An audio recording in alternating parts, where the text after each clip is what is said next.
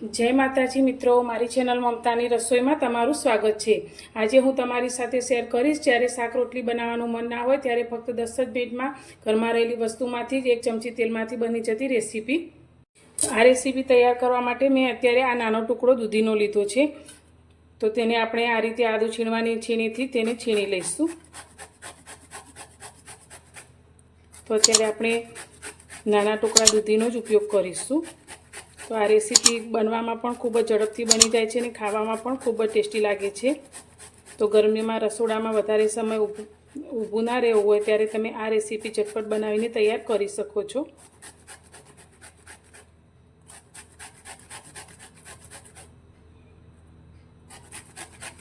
तो दूधीनुं छीण आपणे तैयार करी लीधुं छे। तो अत्यारे मैं एक नानी साइजनुं बटेकું लीधुं छे, तेने पण आपणे छीणी लईशुं।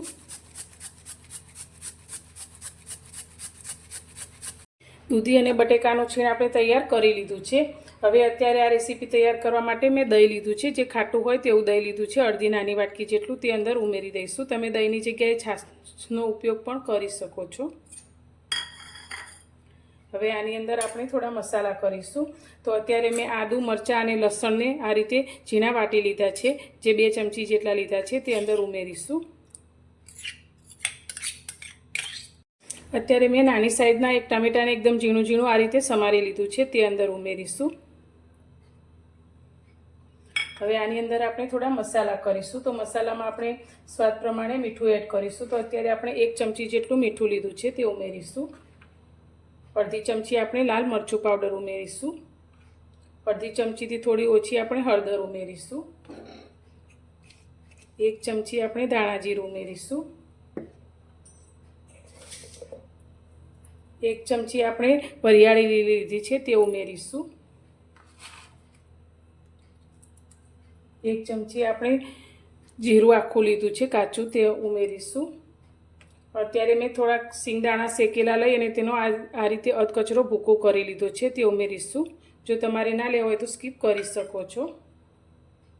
હવે બધી જ વસ્તુને આપણે સારી રીતે મિક્સ કરી લઈશું।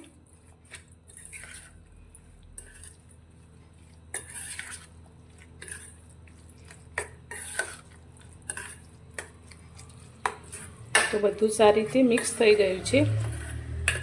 तो हवे आनी अंदर अत्यारे आपणे नानी 2 चमची जेटलो चणानो लोट उमेरीशुं।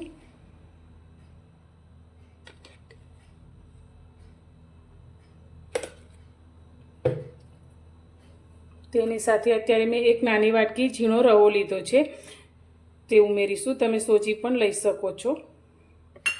हवे बधुं सारी रीते आपणे पहेला मिक्स करी लईशुं।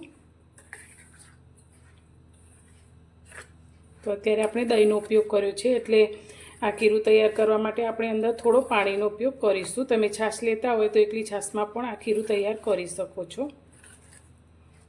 हवे अंदर आपणे थोड़ुं पाणी उमेरी अने खीराने थोड़ुं ढीलुं करीशुं। तो अर्धी नानी वाटकी जेटલું આપણે અંદર પાણી ઉમેરીશું।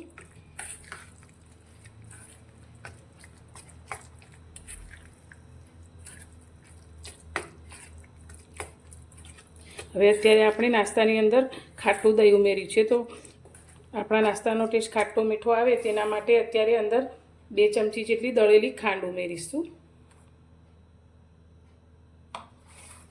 અને નાસ્તો આપણો ફૂલેલો બને તેના માટે અત્યારે મેં ખાવાનો સોડા લીધો છે નાની ચમચીથી ચોથા ભાગનો, તે અંદર ઉમેરીશું।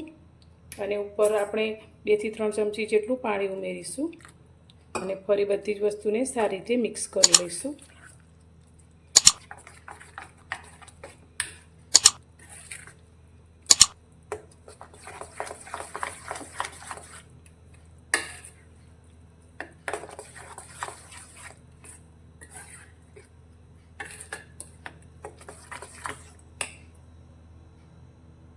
અત્યારે આપણે નાસ્તો બનાવવા માટે ગેસ પર એક પેન લીધું છે, તેમાં એક નાની ચમચી જેટલું આપણે તેલ લઈશું। તો તેલનો ઉપયોગ આ નાસ્તાની અંદર ખૂબ જ ઓછો કરીશું।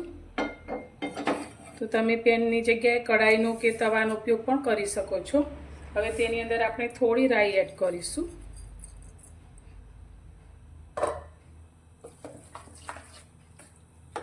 રાઈ થોડીક ચટકવા લાગે એટલે આપણે જે ખીરું તૈયાર કર્યું છે તે અંદર લઈ લઈશું।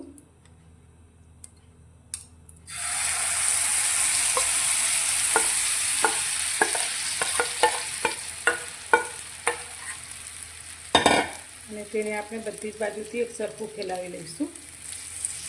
ગેસની ફ્લેમ અત્યારે એકદમ ધીમી જ રાખીશું અને આને આપણે આ રીતે ફેલાવીશું. તો આ નાસ્તો થોડો આ રીતે જાડો રહે તે રીતે જ બનાવીશું.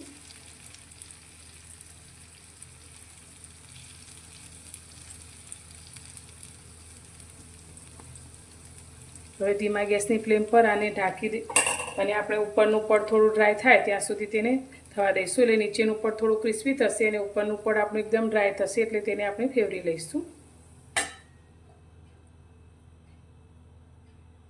નાસ્તાને થતાં લગભગ 5-1 મિનિટ જેટલો સમય થયો છે. તો આપણે જોઈ લઈશું. તો નાસ્તો તમે જોઈ શકો છો ઉપરથી આ રીતે ડ્રાય થઈ ગયો છે. તો હવે તેને આપણે ફેવરી લઈશું. તો તેના માટે અત્યારે આપણે એક બીજી પ્લેટ લઈ લઈશું અને તેને આ રીતે ઊંધી મૂકી અને નાસ્તાને ફેવરી લઈશું. નાસ્તાને આપણે બીજી સાઈડ ફેવરી લીધો છે. તો એકદમ સરળતાથી નાસ્તો આપણો પેનમાંથી અલગ થઈ જાય છે. તો હવે નીચેની સાઈડ પણ તેને આપણે થવા દઈશું 3 થી 4 મિનિટ સુધી. તો બનાવેલો નાસ્તો આપણો થઈ ગયો છે. તો હવે આપણે ગેસની ફ્લેમ બંધ કરી દઈશું અને નાસ્તાને આપણે સર્વ કરશું. તો નાસ્તો આપણો બનીને તૈયાર છે. તો હવે આ નાસ્તાને આપણે 4 ભાગમાં કટ કરીશું.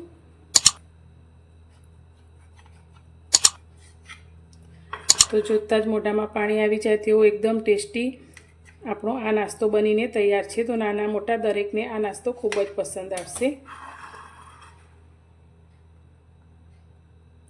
તો તમે જોઈ શકો છો એકદમ સરસ પોચો આપણો નાસ્તો તૈયાર થયો છે. તો આ નાસ્તાને તમે ટામેટો કેચઅપ અથવા કોથમીરની ચટણી સાથે ખાઈ શકો છો.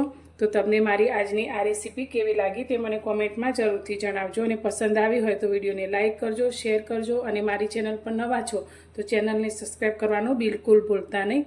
તો ફરી મળીશું એક નવી જ રેસીપી સાથે નવા વિડીયોમાં.